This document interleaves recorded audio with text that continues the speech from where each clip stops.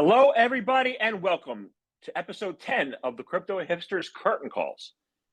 This episode is entitled Mercy, Mercy Me, Why We Should Advance Sustainability Initiatives Using Generational Decentralized Technology. This compilation episode contains clips from 4 podcasts, 3 from season 6, 1 from season 8. The first person I speak with is Daniel Steeves.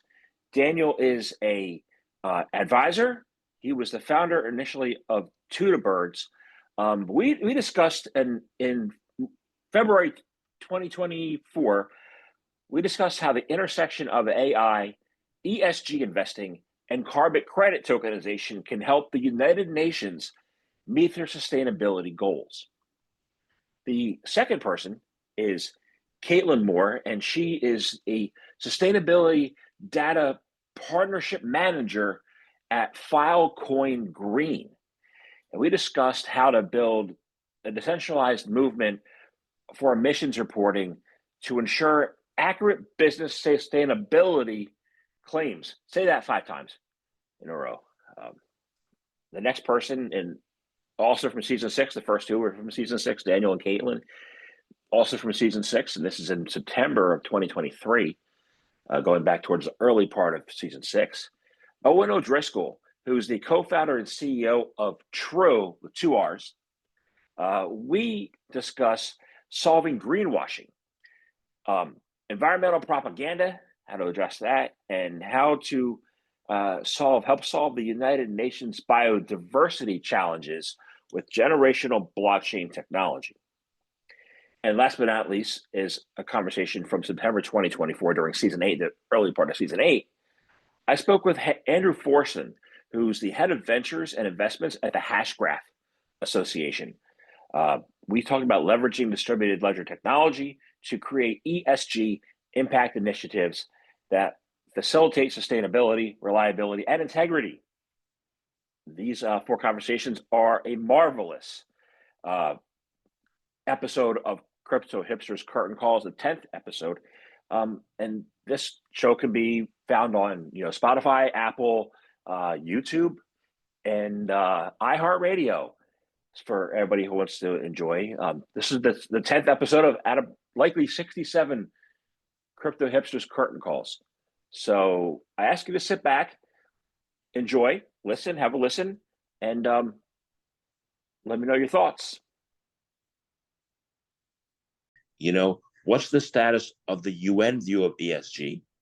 And how do you create a digital twin that might be able to mirror the UN view? Maybe maybe your metrics in there. What do you think? Well, I think that this is part of the approach that a couple of them are trying to take. Gold standard, as I mentioned earlier, and I have a former colleague who works there in Geneva.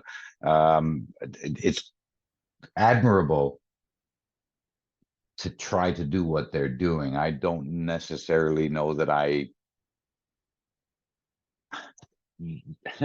there's an independence that Vera has by not being connected to a cryptocurrency, right? And there's a dependence that it has, and gold standard ends up becoming a centralized marketplace. While it's open and anybody can participate, that's the only place you can trade their tokens. And their tokens are a new standard, which I don't think a private company should be bringing in a new standard, particularly when the new standard is instantly subject to the exact same issues, because it's not excluding what we're excluding, and we're not creating a standard. We're excluding anything to do with reforestation, deforestation, non-deforesting, and replanting, and we're also, for the moment, going to stick only with mathematically, empirically provable history data, baseline data, current data to prove the results, right? Because you can't tangibly prove what a tree is doing And it's a blanket measurement based on growth and positions and all of these other types of things. And if those trees aren't even planted and nobody's gone over to see it, or if the part of the hectare of forest that wasn't supposed to be chopped down was, but it's like a million miles away, so it's difficult to monitor and track. These are the areas where a lot of the uncertainty and a lot of the fraud and errors, because it's not all fraud. I'm sure there are probably some well-intentioned people, just like I knew a couple of crypto projects that said every NFT you buy, we're going to plant a tree. But I I don't know if they did. And it's easy enough to take a picture of a bunch of fields with saplings in them without me knowing that it was your field, right? So it's, if anything is easily scammed, it will be scammed. And we've never learned that lesson before. We certainly learned it in the crypto world. In the crypto world, scams and ripoffs are really just remaskings and repackaging of most of the other scams that already exist, other than things like wash trading of NFTs and cryptocurrencies, and single ownership. Like you mentioned, Luna, this is had a bunch of problems for a lot of reasons. Of course, we know all about Sam and his gang, but I think there's a lot more to the crypto winter than just that. That was a big confidence shaker. But all of the rug pulls in this DeFi space, all of the promises that people were overhyping in their own minds and the companies themselves around Web3, but mostly the ridiculous nature of what we did with the technical and business capabilities of NFTs and all of the wash trading and stuff. Like when we were launching our project, I had a friend of mine call me from Amsterdam, and he said, Daniel, he says, like, I got guys who'll write you some bots that'll front load your sale in the first 5 minutes, and all of the tracking sites will know it, and you'll just go out and spend $100,000 to buy your own stuff, and then the 2 million from the other people will chase in after you. He said, I've done it twice, and both of his projects, I knew he stole money and shut down, right? So the prevalence of this type of stuff, combined with all of the lobbies against crypto, all of the lies about crypto, at the time when this pandemic thing came into play, when people were able to absorb a lot more information from, as we both know, far too many rabbit holes, right? So as people went down these tracks and they started talking about, oh, the environmental impact of Bitcoin is that you could light, a small country for a year with it. Yes, but you could light the same country for 5 years with what Visa does. Yeah. Your project is leveraging decentralized technologies, blockchain, and others to monitor and reduce the environmental impacts of networks and businesses. How do you do it, and how does your solution also combat the magic word, which is the magic word is greenwashing? Yes, I'm very excited to get into this. So yeah, I mean, as I mentioned, we're using Filecoin and IPFS, which is fully decentralized data storage. Everything we do is built on top of those things. About a year ago, maybe a little bit longer than that, we started to recognize a problem that we were having in our work, and a problem that a lot of other regenerative finance projects were having. And that was that Web3 is kind of underpowered when it comes to making claims about the real world, making claims about things online, the kind of blockchain, cryptocurrency, like all of those things, we got that down in the Web3 space. But making claims about actual real things, about sustainability claims, about carbon credits, there's a ton of potential there, but it's underpowered right now. And so because of this, we started to think about how can we build, again, as kind of a data infrastructure piece. I think we sit at a really awesome place in the ecosystem to be able to help a ton of different projects. So we started to think about, there's so many projects that are reinventing this common set of features for being able to prove their claims, to be able to prove carbon credits, or prove that they're sustainable, to prove that I'm a green storage provider. So we wanted to build infrastructure that gives these projects, kind of the functionality that they need right out of the box. And so our test of this, our MVP of this was something we built out called CO2.storage. And that is a provenance preserving Web3 data solution. So it has the decentralized data storage on Filecoin. It has the ability like for compute and for the provenance tracking. That's where all of our like green card or our energy validation process, all of that data is stored on CO2.storage. And again, that was just kind of our MVP.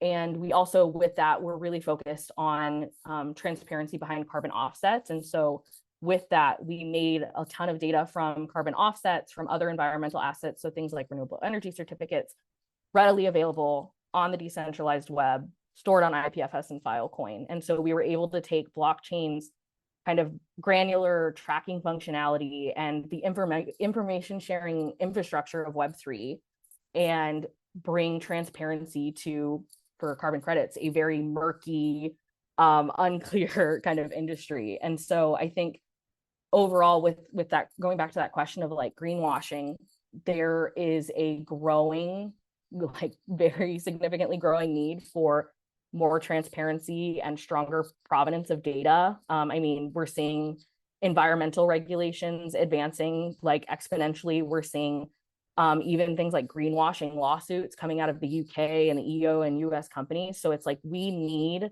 more transparency and we need better provenance of data to be able to combat those things. And I think a lot of the existing provenance and kind of attestation systems that currently are around don't really address the growing needs of supporting these really complex claims that go into sustainability. There's a ton of inputs, a ton of data going into these things. There's a ton of like arbitrary functions going into these things, and the existing systems that we have just aren't really well suited to do that. And so we started kind of with our energy validation process, putting all that information on CO2.storage, working with people in the carbon credit space and putting that information, that data on CO2.storage. And I think like we're always just thinking about like what else can we do. And so now we're expanding beyond just carbon credits with that strong focus on greenwashing, on environmental claims, with something I think I mentioned it earlier already, something new we're working on called Operad. And so for us, Operad is a solution for how you prove your claims to the world. It combines decentralized data storage, it combines compute and data transformations with provenance tracking. Usually like all of those things are kind of separate and we're marrying them and bringing them all together, which I think is really, really critical for being able to make verifiable sustainability claims. And, you know, we believe that if you're going to make a claim that should be validated and auditable. And so with Operad, you have this pipeline where data is coming in on one side, there's everything tracked, and then you're able to run the computations, the calculations that you need, and then get the output of the claim to be able to say, again, going back to the energy validation process, I'm a green storage provider. And so that's kind of the direction that we're moving in now, which is super exciting. And I think there's a ton of use cases even beyond sustainability. I think like with AI and kind of the misinformation element that is like going to become increasingly more important, that ties into this too. But overall, I think our big kind of goal is that, you know, sustainability claims are verifiable and auditable, and they're on Web3 technologies, because there's nowhere else, no one else that is going to be better at doing that than Web3, I think. Let's look at some of the, you know, United Nations Sustainable Goal initiatives, right? When it comes to environment, you know, what are some of the current challenges? And I don't want to go into the rabbit holes of each, but I would want to touch on some things. What do you see as some of the current challenges, and how are you working to help solve them? Yeah, so I think that they go hand in hand. One of the big things with the UN SDGs is there's a lot of, sometimes not all the time, but there's a lot of capital requirement. And I suppose from a practical point of view, one of the things that we've spotted is that companies that are new, innovative, coming into the market as an inverted commas call themselves an impact company, they've usually decided to call themselves an impact company because of their scientific method that they're going to achieve their goal, right? And one thing that we would, I suppose, see in terms of, let's say, the UN SDGs, like transparency is a big thing. Food production, the transparency of food production. And one of the problems within ecosystems, I suppose, for example, somebody who is producing food aimed at one of these goals, one of these sustainability goals, they need to be fully aware of their up and down chain value. So, for example, it can't be an organic, or, you know, I can't be working specifically on one of these goals if I'm taking product from somebody who's completely ignoring them. So if I need a packaging material and I'm working in line with these goals, like, it would be insane for me to just go to anybody and with no vision or thinking about what they're doing and how they're producing it, right? Because I could be just doing multiple damages because I'm not thinking about the implications up and downstream. For example, I've produced a fruit that needs an independent wrapper. That wrapper is plastic. Like, I may as well be wasting my time, you know? So there is this joined up thinking is required in terms of the product chain. Where does it go? What's it being used for? How do I produce it? Is everything that I'm using to produce it being done correctly? So when companies are thinking about raising funds to tackle one of these problems, they need the type of governance and transparency that Plant Oil can provide, but they also need multiple actors that they can trust.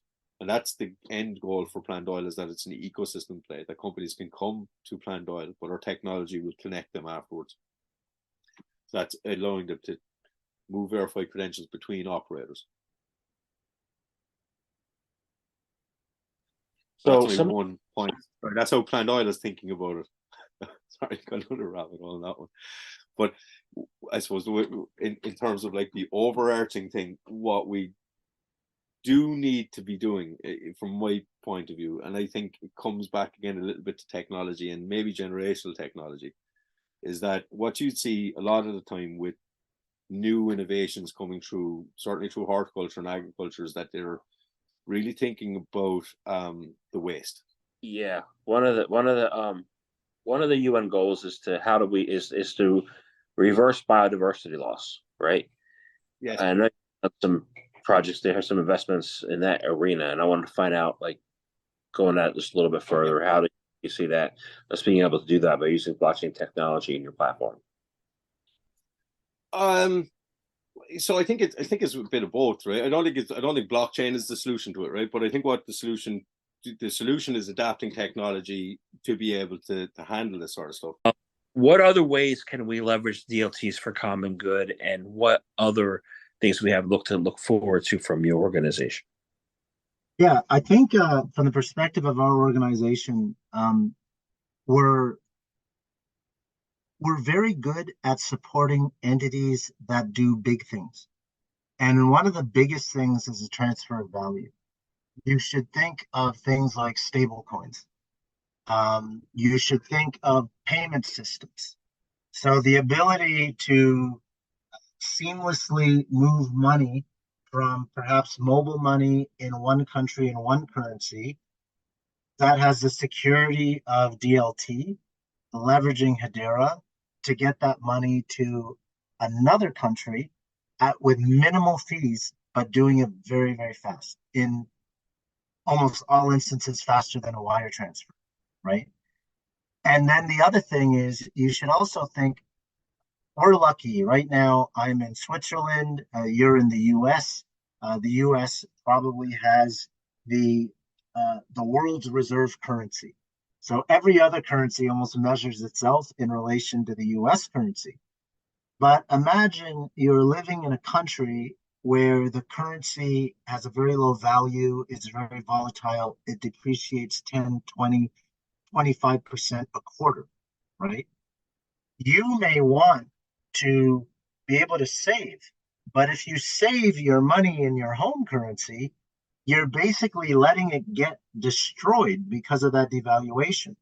So this is where something like a stable coin is a very interesting proposition, because even though you might be in a country that doesn't have the best communications, the best banking system, if you're able to access the DLT space, you will be able to access perhaps stable coins and save your money in US currency using the Hedera USDC coin. And I think one of the areas where we've been particularly strong is we have something called the Stablecoin Studio.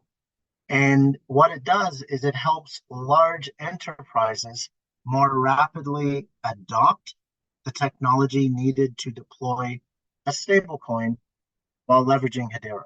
And by large enterprise, I'm talking about banks, financial institutions, and otherwise, right? So that is one big example of something that we're doing. Another big example of what we're doing is in the education space. We have a project right now taking place in Africa across 5 countries, 5 different markets, where our push is to support the education and training of 3,000 Web3 Hedera certified engineers, right? So the idea here is to support the ground up development of Web3 application development on Hedera by ensuring that university graduates and eligible high school students who have engineering skills are able to become certified so that they in turn can build out applications to help their own economies. So that is another example of something big that is happening. Other significant projects that we've been working with, significant construction materials provider here in Europe has been able to leverage Hedera and the Guardian through our technology to actually embed the emissions reduction or the carbon sequestration process in the manufacturing of their housing materials. And what is interesting here is, as I was mentioning before, many Fortune 500 global firms, they don't like to hold crypto because it's considered a high risk asset. So in this particular instance, we leverage something we refer to as a transaction gateway, which enables payment in fiat, so payment in regular US dollars, and then it converts that to the HBAR, which is needed to validate transactions on Hedera, right? So these are different examples of how we're taking practical steps to make it easy for Web3 to be used in real solutions to solve real problems. Hello, everybody. Welcome back. I'm glad you enjoyed, and I hope you enjoyed, Crypto Hipsters Curtain Calls, episode 10. Mercy, mercy me. Where we talked about, sustainability. What are your thoughts on sustainability, by the way? Let me know your thoughts. Is it just a buzzword, or is it real opportunity for advancement, innovation, investment into our future? Let me know what you think. And as always, please tune in for my next episode when it comes live. The next episode is going to be episode 11, and we're going to talk all about AI agents and how that came about and where it's headed. So tune in, enjoy. I hope you enjoy the show. See you soon.